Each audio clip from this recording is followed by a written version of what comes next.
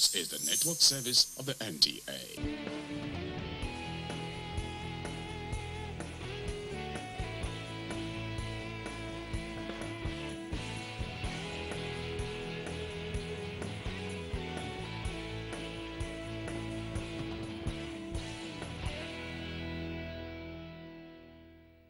Nollywood industry today arguably is growing in leaps and bounds. It's becoming a fiercely competitive industry and contributing its quota to the socio-economic development of our great country, Nigeria. The best and greatest way to relax your nerves is to imbibe the culture of watching at least a good movie. Great minds create great things. We have created Nigerian movies today just because of your entertainment. Be the first to know what is happening in Nigerian movies industry. That's what we stand for. And with that, I welcome you to another episode of Nigerian Movies Today, your favorite program meant to give you vivid insight about Nigerian motion pictures' day-to-day activities on Nigerian Television Authority, Africa's largest television network. My name is Lucy Ulugbe. We kick off the program with Movie of the Week, and our Movie of the Week is Mr. and Mrs. Our Movie of the Week is Mr. and Mrs., produced by Chinwe Egwagu, directed by Ikechukwu Onyeka, cast Nse Ikpe Etim as Susan Abati, Joseph Benjamin as Kenneth Abba, Barbara Shoki as Mrs. Abba, Thelma Okedua as Linda, Paul Apel as Charles, and many others. Mr. and Mrs. is a Nigerian romantic drama film. The movie is a story about a married couple, Kenneth and Susan Abba, who are also blessed with kids. But throughout the movie, we didn't get to see any of the children. Kenneth is from a wealthy and successful family, while Susan is from a family with a struggling background. Despite all odds, she is a law graduate, but with all that, her husband Kenneth keeps her at home as full housewife. Although she cooks good food, takes care of the home, she is totally submissive, but yet her husband Kenneth takes her for granted and disregards her. She is a slave in her own house. Your nagging is becoming unbearable, honestly. Was I like this before your father owned oil blocks? Now let me take you down memory. No, now listen to me. My father has done us a world of good. The children go to the best school in town. Boarding school. Okay, yeah, fine. Go to the best cities in the world for vacation. Look at what we've achieved. Why are you such an ingrate, Susan? What more do you want? I want to be happy, Ken. I want to be called your wife in public, not stuck in the kitchen like a slave. Ken, I've lost my pride. I've lost my self-esteem. Then go find it. I will, Ken. Get ready. What did you say? By God, I will. You're not talking. No, don't touch me like that. No. One thing. I swear to God, I will kill you. I will kill you the next time you touch me like that again. Can you imagine me, a lawyer in your kitchen? Yes, oh God, see, my family who sent you abroad for your master's program. Where was your wretched family? My family is a close-knit one that's got love, dignity, And hunger.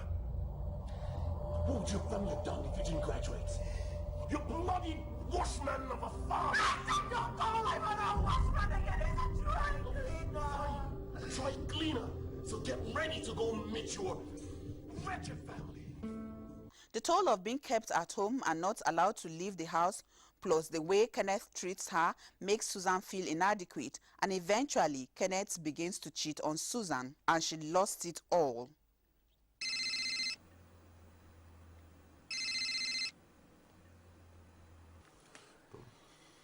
Let me call you back later, eh?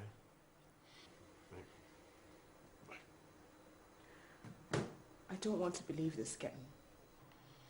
Your mind can go ahead and imagine whatever it wants to.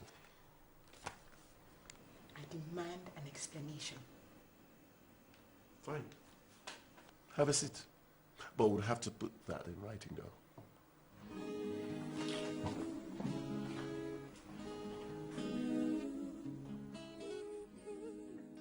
In her anger, he offers her a divorce, but it is not easy as Kenneth's father, who is a politician, is also campaigning for upcoming elections, and a scandal on the family is the last thing needed.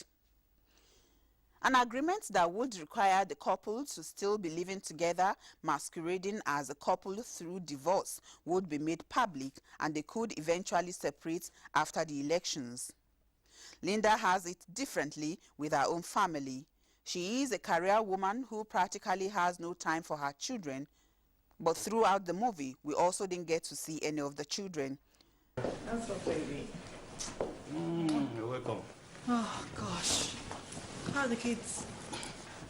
They've gone to bed. Look at the time. Kate? Ma? Did the kids eat? Yes, ma. Okay. How about the homework? Done, ma. Good. What did Oga eat? Oh, no, don't worry about me. Kid is taking good care of me. Oh, fantastic. Yeah. So, honey, how was work today? Oh, hectic as always, baby.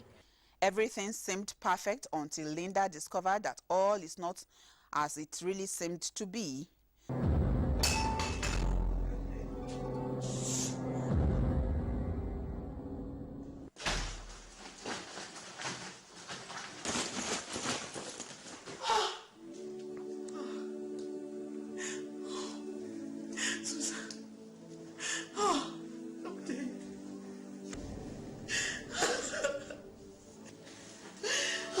First things first, I think Kate has to be in this house.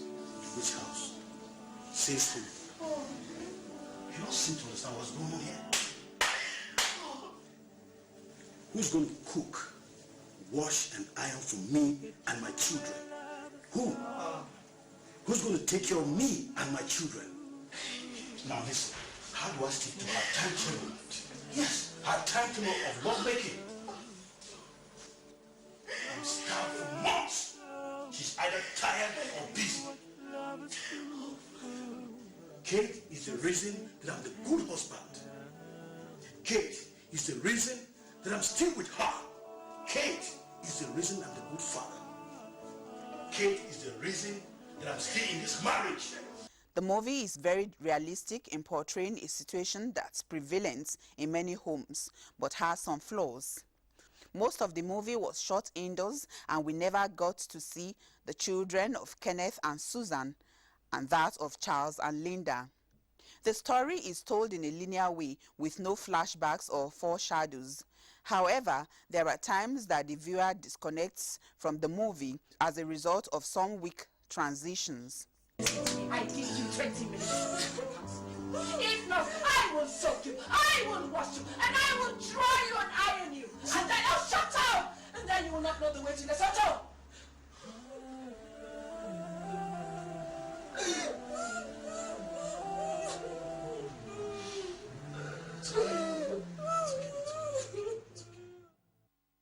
Yes, honey. No, of course. I can't wait. I'll call you back now. I'll be going out now, okay? Don't think I'll come back tonight. Prostitution, that's the name. In my house, no way. It seemed rushed towards the end. The story, which delves between two couples, carries a weight of suspense as you are made to wonder what actually would become of Susan and her kids. But in a beautiful twist, Kenneth would eventually be humbled. It's a brand new Ken and Susan. Brand new love. Everything is brand new. Brand new shoes, brand new clothes, brand new underwear. All right, then if you insist, I'd only do wine gaze. Wine gaze? Okay, fine, cool. You've always looked good in her I things. totally love her designs. Okay, great. No problem. Excuse me. Yeah, can I see, please? Hello? Hey, manager. What? No, I am not coming into the office today. See, and manager, henceforth, you have to get used to not having me around. So I pay you well to manage my economy. So, I'll require value for my money, right? And please, no calls whenever I'm at home, right? So, thank you. You good? Yeah, fine. course. We'll pick the kids on our way back. Right?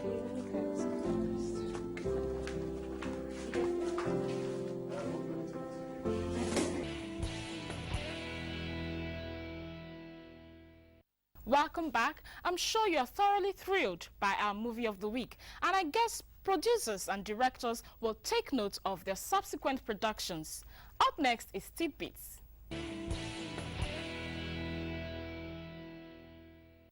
Over the weekend, African Film Academy organizers of the AMA Awards honored some journalists who have excelled in their field of endeavor.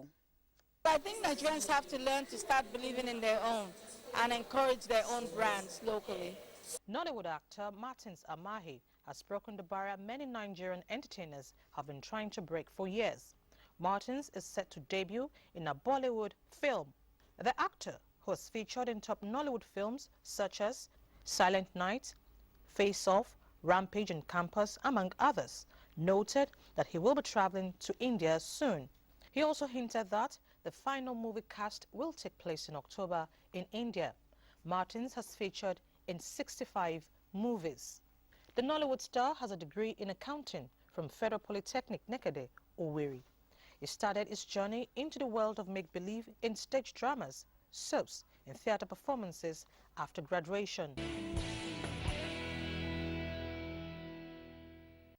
Join me as I welcome to the studio Nollywood Doris Simeon as our exclusive guest for the week. But before then, let's take a peep into a word.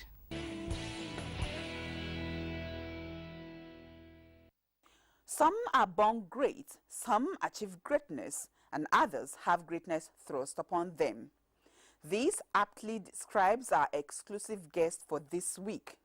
She is one top Nollywood actress which speculation surrounds, but very little is known about her. On Nigerian Movies Today, our exclusive guest this week is Doris Simeon. She is one star who has successfully acted both the Yoruba and English genres of Nollywood. She has acted in several blockbuster movies and won many international awards. Ace Nollywood actress Doris Simeon hails from Edo State, born 22nd July in Lagos. She attended St. Agnes Primary School, Lagos, before proceeding to Maryland Comprehensive Secondary School, Maryland, Lagos, where she acquired her senior secondary school certificates. Due to her love for acting, she attended Pefti Film School, Lagos, and she is currently studying English at National Open University, also in Lagos. She is a movie producer, television presenter, and host at events. She started acting about 14 years ago. She has once acted in TV soap Super Story, and her very first film is a Yoruba movie, Olojuede.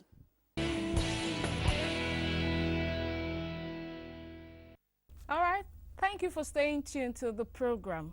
And as I said earlier, I have the delectable Doris Simeon in the studio. Doris, welcome to the Nigerian Movies Today. Thank you.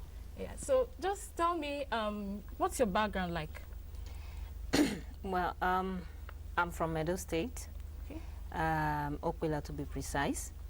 I grew up in Lagos, and I grew up with my parents and my siblings. And although my parents are late now, so Sorry I'm more about like that. an orphan, but it's all good, you know.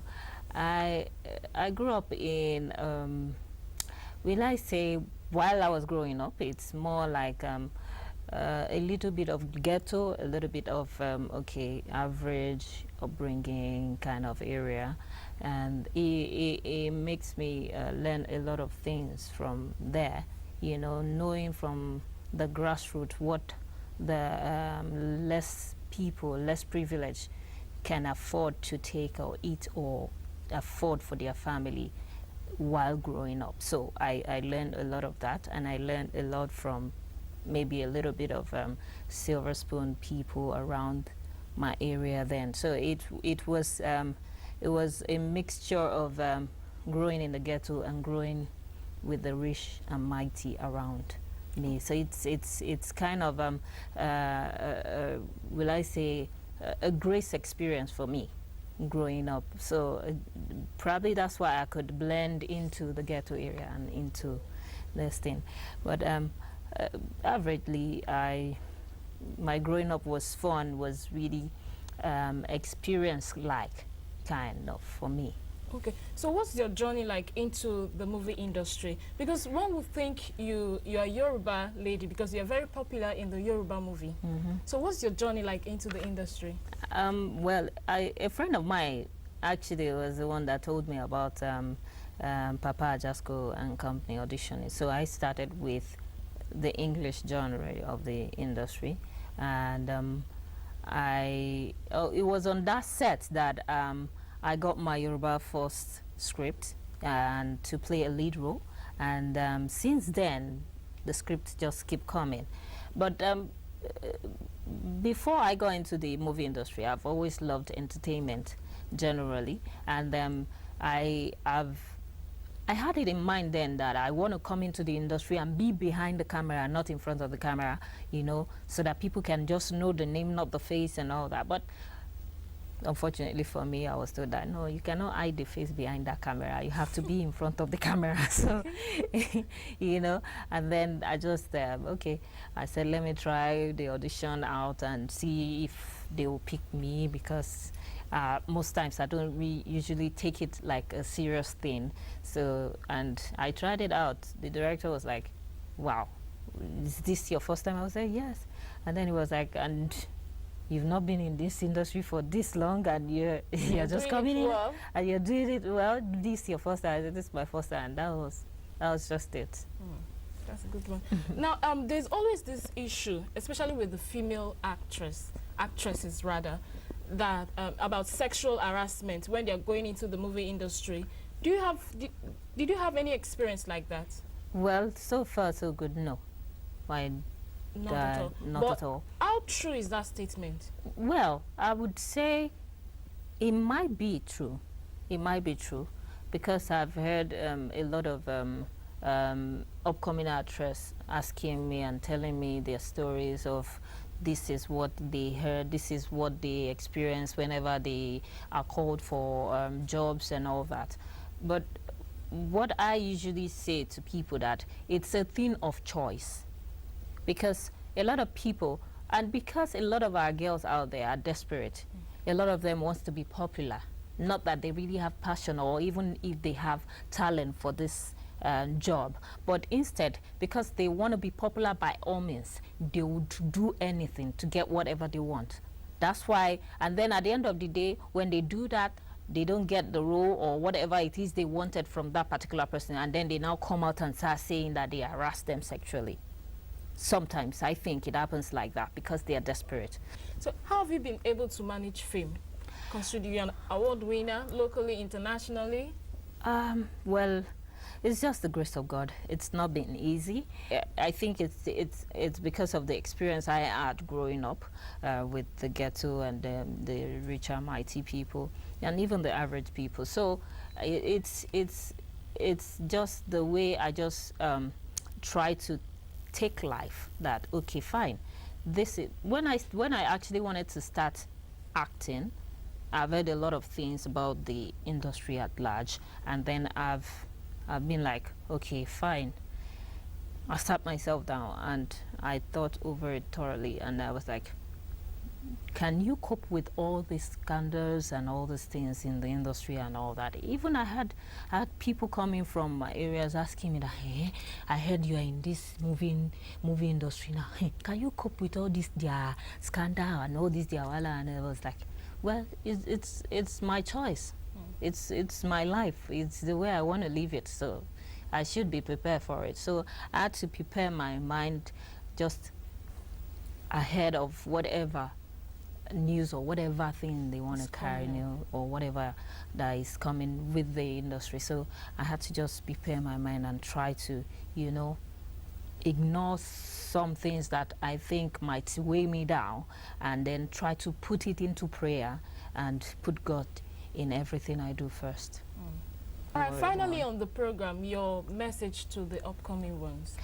My message to them, like I said earlier, that this sexual harassment thing, I want to, you know, expatiate on it more. It happens, no doubt. People would want to walk up to you, producers, directors, they will say this and that. It's more like a normal lady walking on the street and a guy pick interest and wants to go woo the girl. If you're interested, you go for it. If you're not, they don't have to force you to do that. But if you're desperate, you would want to do it. So who forced you? Nobody did. Because you're desperate and you wanted to be popular, you wanted to be famous, by all means. That's why, you know. But I say that when God says it's your time, it's your time. You don't have to be desperate. You don't have to you don't have to push yourself to that extent of people taking advantage of you because they wanted to give you jobs or they wanted to give you roles or because you want to be popular. By all means, it's not about that. It's about having passion for what you have and putting God first in that thing and pray over it. When God says it's your time, I tell you, the sky is just the beginning for you. Fans, friends out there, upcoming artists, please, whatever you're pursuing, put God in it first. And then, before you know it, I tell you, it will all be stories and histories. Thank you very much, Doris, for coming on the program. Thank you so much. I've had a wonderful time. Thank you very much. Thank you for having I me. hope to have you again on the show. Sure. Thank you. All right, yes, you've had it from her. Be passionate and put God first in whatever you do. You will flourish. That's it on our guest segment, and the program continues just right after this time out. Please stay tuned.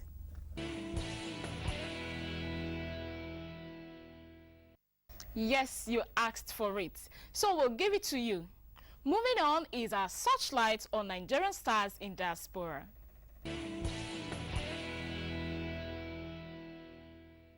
This week on Nigerian Stars in Diaspora, our searchlight beams on Gbenga Enitan Temitope Akinogbe, popularly called Gbenga Akinogbe. Gbenga is the second eldest of 6 children with 1 older sister and 4 younger brothers. Gbenga Akinogbe is an American actor, wrestler, and a writer. Born in Washington, D.C. to Nigerian parents on 12th of December 1978 and grew up in Silver Spring, Maryland. Gbenga Akinogbe attended Colonel Zadok Maguda High School, Maryland, and proceeded to Bucknell University on a wrestling scholarship, majoring in political science and English. Gbenga Akinogbe is best known in his acting roles as Chris Partlow in the HBO original series, The Wire. He played Belle Ellis in the episode Contenders on the TV series Numbers.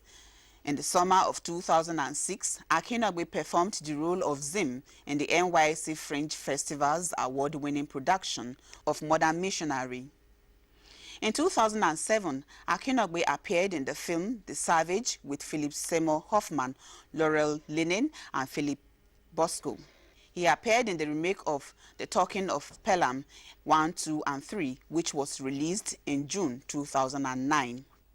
As part of his numerous film credits, Akinogbe made a guest appearance on a season 10 Law and Order SVU episode entitled Hell as Elijah Okello, a former Ugandan child soldier living in New York facing deportation. Gbenga Akinogbe starred in the world premiere play The Theme Plays at the Intiman Theatre. He was also in the movie Lottery Ticket and is currently in The Good Wife as Pastor Isaiah Easton.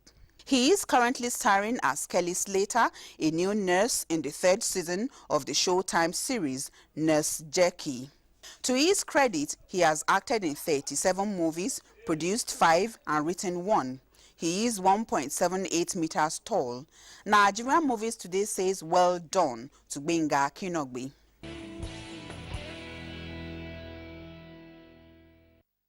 Life is all about variety. Check out our segments. It's all about what you asked for. Up next is Nollywood Moments, and our general question this week is, what makes you unique?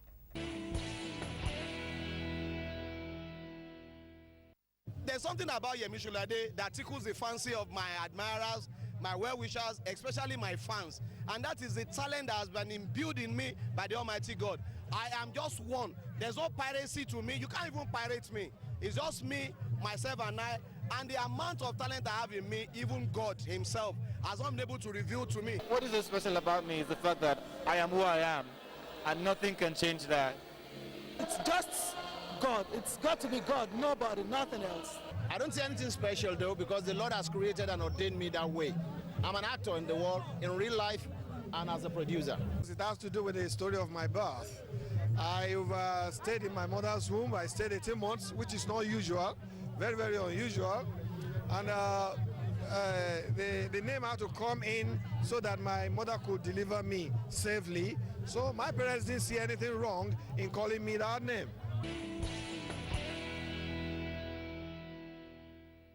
Poem of the week is next, and topic for this week's poem is Fake Dream.